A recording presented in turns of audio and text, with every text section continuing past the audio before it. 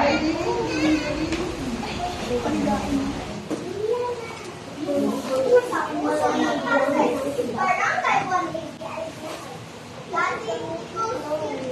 kasaysayan, ay taglay.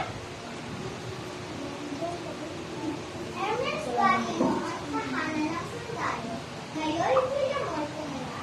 Umiilan ng pipit. May damungan sa gilid ng daan. Unti ang tanawin, kanimang sagana. Banayan ang dapat ko na walayan.